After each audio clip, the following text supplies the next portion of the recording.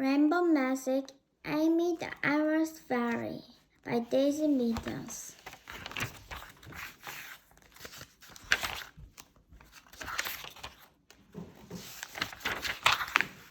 All set for adventure. Welcome to Tibetan Manor. Kirsty, we're here, Rachel Walken announced, looking at the car window and pointing the large sign on the wall which read, Welcome to Tibetan Manor. Kirsty Tate, Rachel's best friend, was peering up the cloudy sky. I hope it's not going to rain, she said. Then the house in Steve caught her eye.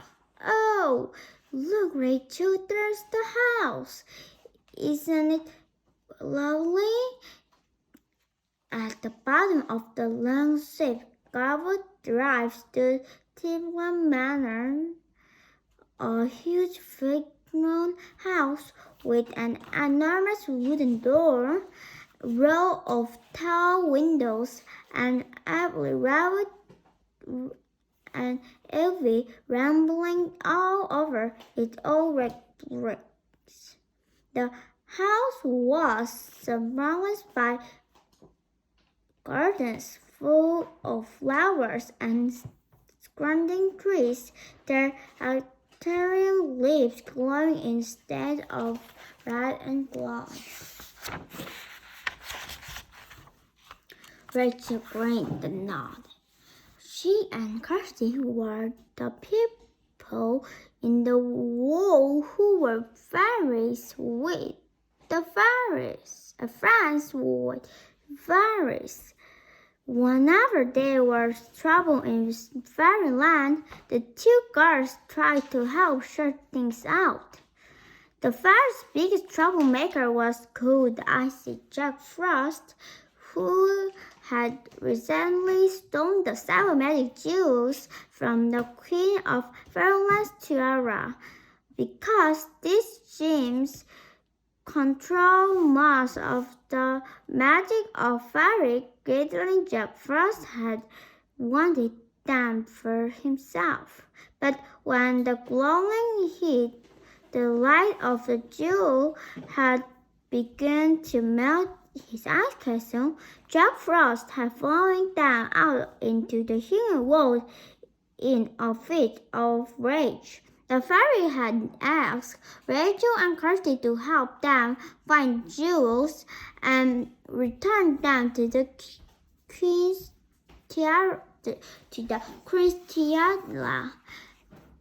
But Jack Frost had sent his mean goblin servant to guide the gems, which made getting them back a whole lot more different.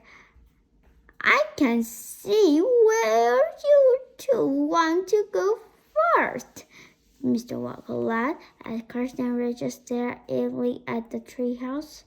Let's find the childs. Then you can go for explore the playground while your dad and I look at the flower. They have a very famous awkward there.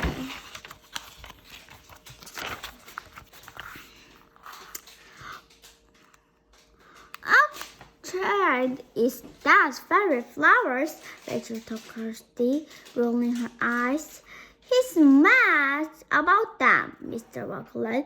They're very beautiful and unusual, she explained, but a lot of them are toddler plants, so they need to keep in greenhouses.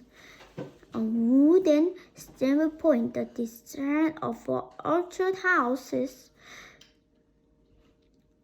Two the girls followed Mr. and Miss Walker down the twisting path which led the beautiful gardens.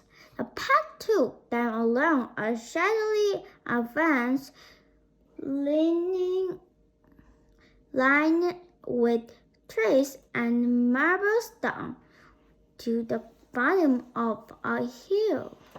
There they found 3 large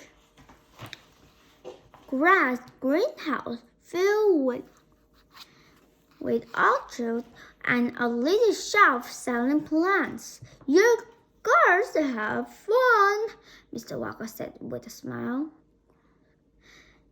"We'll meet you back here in an hour." Rachel and Kirsty waved and headed toward the playground. "I wonder when we find the next magic jewel," Kirsty said thoughtful. "We have only a few more days before I have to go home." "Don't worry, we'll find them all." "We'll find them all," Rachel said in a disturbed voice. "I know we will." At that moment, the sun broke dark the gray clouds and began to shine brightly. The clouds churned air.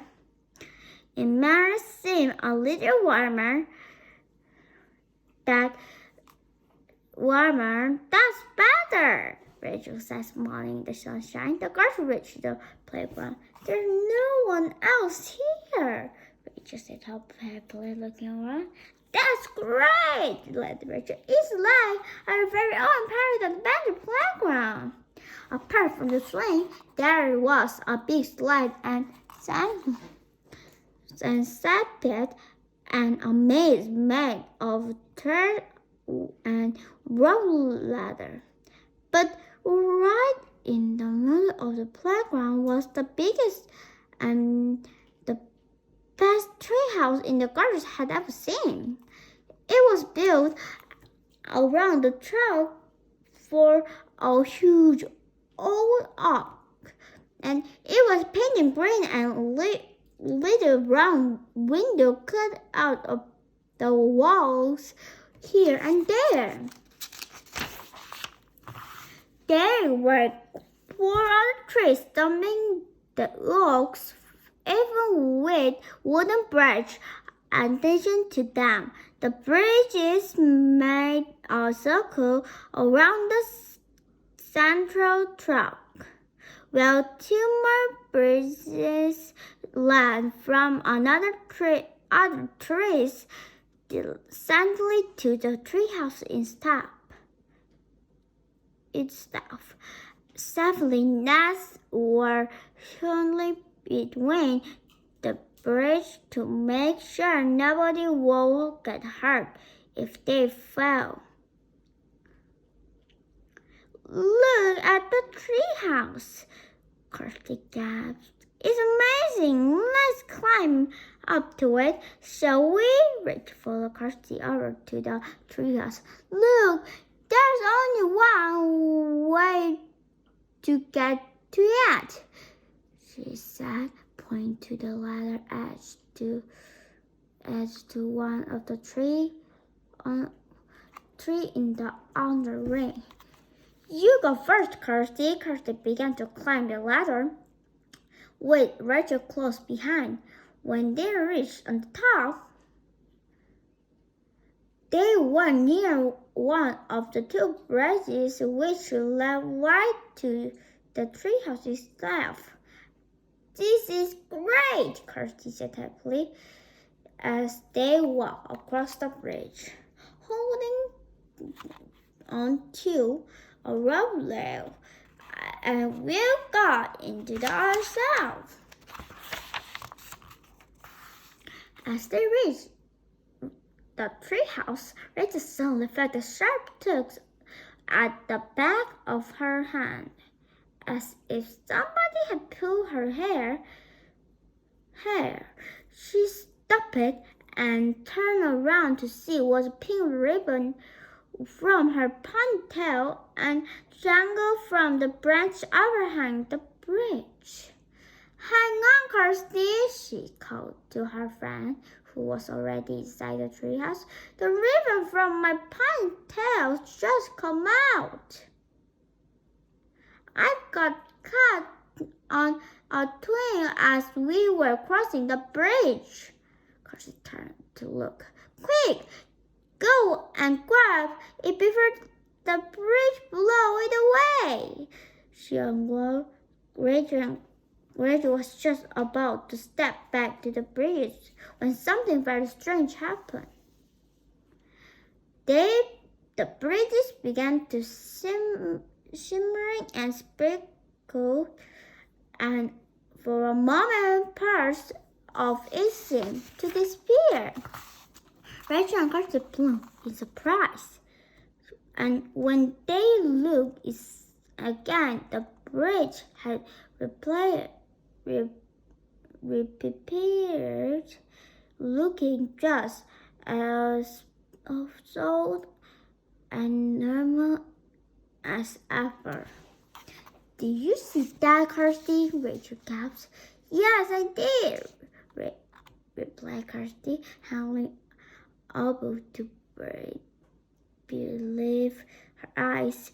Do you think? But before she could say anything else, the bridge began to flicker out of sight again. The girls rolled their eyes in disbelief, but this time it didn't come back. The bridge had completely vanished. Now you see it, now you don't. It's gone, Rachel said in amazement. She peered out across the saffron nets, but there were no signs of the bridge they had just crossed.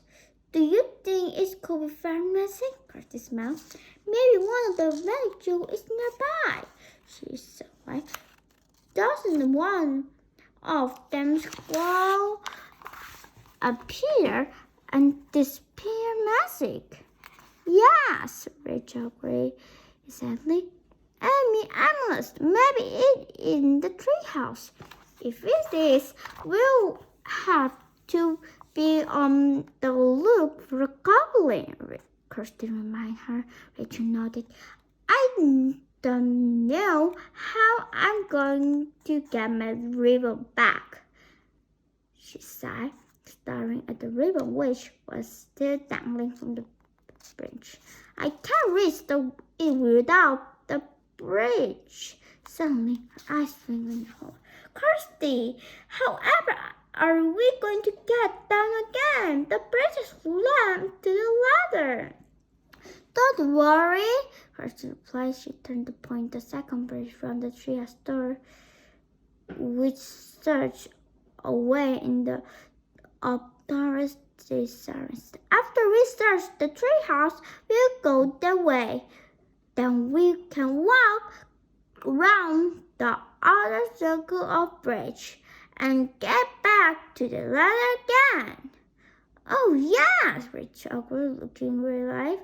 Of course we can. Rachel, Kirsty, sang out the silvery voice. The girls spun around the sound of the sweet, clean voice to see the tiny fairy swing from Rachel's river and waving at them. She wore dark purple thermos with a little smooth pop and daintily light shoes. Her wand was a glittering amethyst, and she wore her light down curly hair tied up in a ponytail decorated with 3 purple flowers. It's Emily the Amethyst Fairy, Kirsty gasped. Emily freed Rachel ribbon from the branch. Then, smiling over her face, she flung grateful down to the guards. The pink ribbon streamed out behind her like a banner. I'm so glad you're here, girls, she said, landing lightly on Kirsty's shoulder. I need your help. Thank you, Amy, Rachel said gratefully, taking the ribbon which Emily was holding out to her. Do you think your Amethyst is nearby?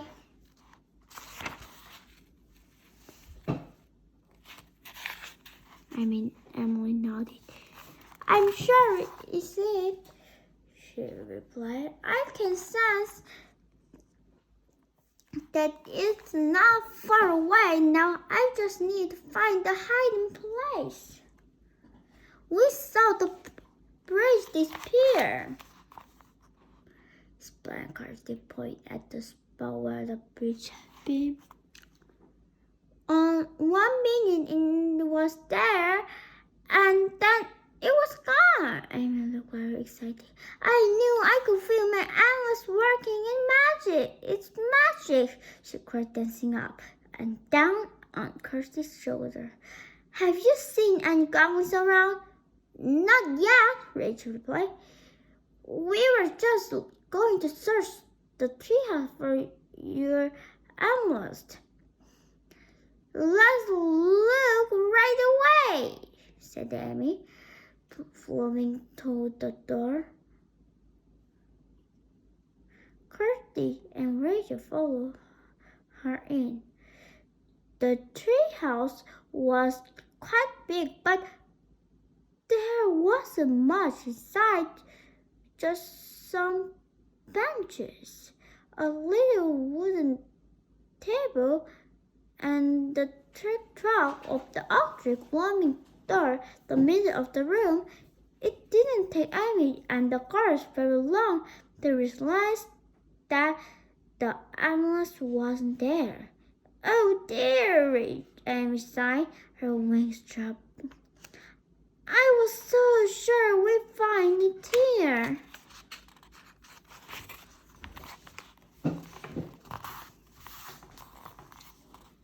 Don't worry, Amy, Kirsty comforted her. We can search all the branches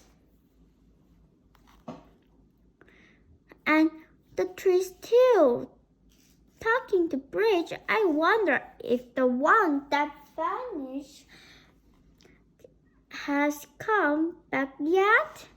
Well, Kirsty glanced out the window to see the bridge still not appeared. Rachel started out of the upstairs window.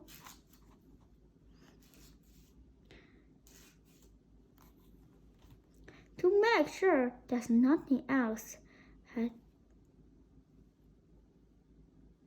vanished, but suddenly a flash of light caught her eyes. Was she imagining it, or had she just seen a dazzling purple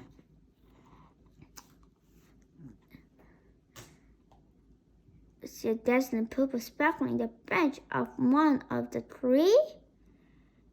Rachel blinked and started hard. There it was again, Kirsty, Amy, she said. Cried. I can see something shining in that tree, and it's purple. Kirsty and Amy rushed over to the window.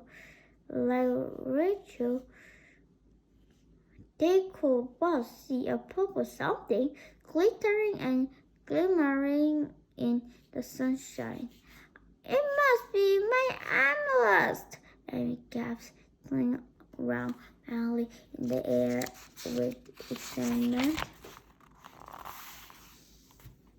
Let's go and look, said Kirsty, heading to the door. The two girls hurried outside with Amy flying along them. The trees where Rachel had spotted the Amethyst was at the end of the other bridges which connect the treehouse was in the other circle. I hope the bridge doesn't disappear.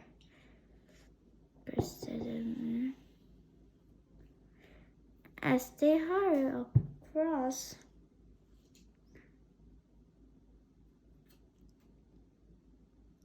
It. Girls, I can see my Amethyst, Amy cried joyfully.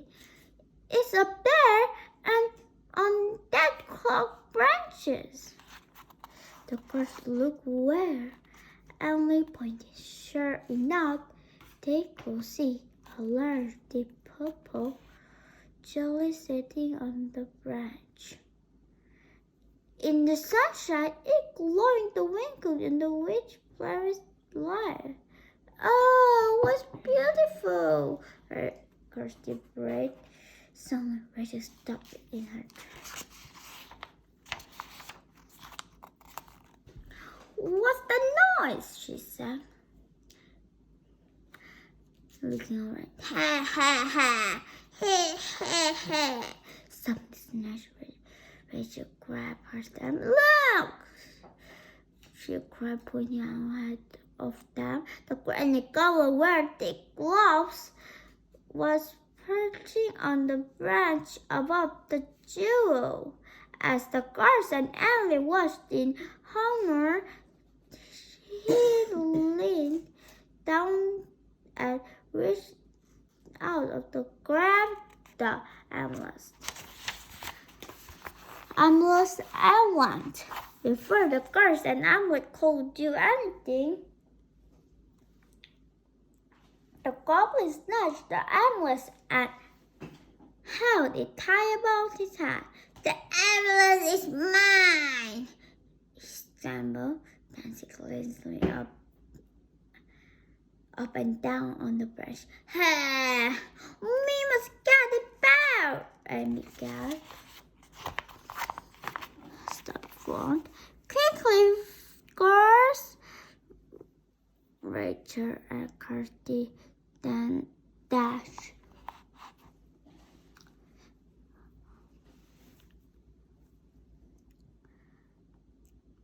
After her, but before they reached the tree, the goblins raced all around the other circle of branch. When he reached the next tree, he stopped the goblins back over his shoulder. Can't catch me, he sneered, pulling a face at them.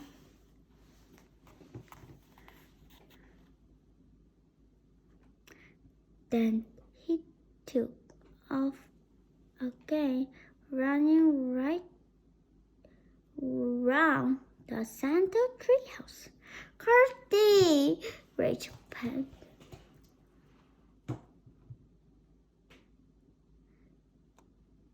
As they gave chase.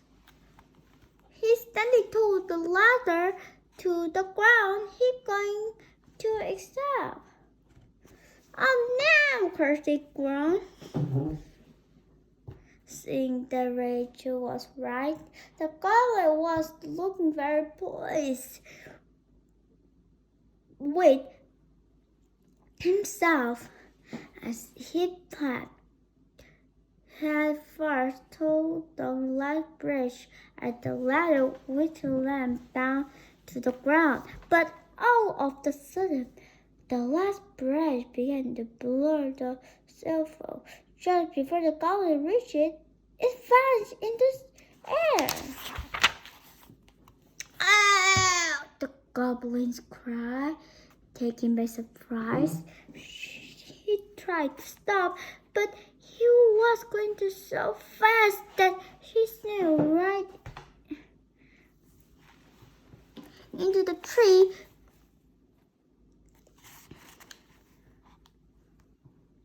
To which the bridge had been attacked. Ouch! He grumbled, rubbing his nose. That's hard. We got him, Rachel cried calmly. The tree doesn't have a bridge to the treehouse. His only way out now is to come back as His only way out now is to come back past us. Give me back my amethyst, cried Amy, flying toward the goblins, which at this moment looking at his face. The goblins flinched flatly. Shut it, he told Emily. But he looked around the campfire, gazing up the empty space where the bridge had been, and then at Amy and the guards who were hurried toward them. Over here! Yelled a new voice. Someone was shouting from the central treehouse, and the red screaming voice and the rage and cursive turned around and were demoralized to see two green western-faced goblins. They were leaning out of the treehouse window, watching at the goblins who held the animals of them was wearing gloves.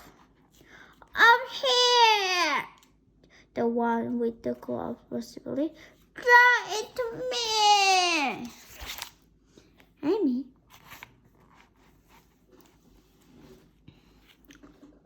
Rachel and Kirsty watched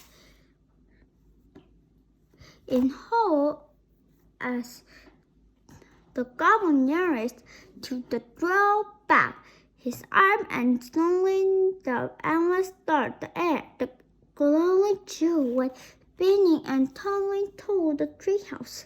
As it passed, branches dropped and leaves mysterious appeared and disappeared, and a glittering trail of purple sparkle climbed the way. Quick! Rachel shouted. Back to the treehouse! The guards began racing to the circle of the bridge again, and the goblins in the treehouse leading out of the cup of jewels. He began to search the turns. I've got the amethyst now! He yelled to his friend. And you are not getting it back! We have to stop this goblin, panted Kirsty. Their only way they can go. Rachel placed something in the ridge end of the bridge, with land from the other circle back to the treehouse. And it's this way! At that moment, the two goblins dashed out of the house, and Kirsty replied that Rachel was right because the other bridges had disappeared and there was only one bridge left leading from the treehouse, and she and Rachel and Amy was standing right off the end of it. The goblins stopped it, looking very cross when they saw Amy and guards blocking their path. They began whispering to each other. The next moment, they struck themselves over the edge of the bridge and dropped down the safety net underneath. Then they began climbing across the net toward the exit ladder. Oh no! Amy cried. Those nasty goblins are inside with my animals.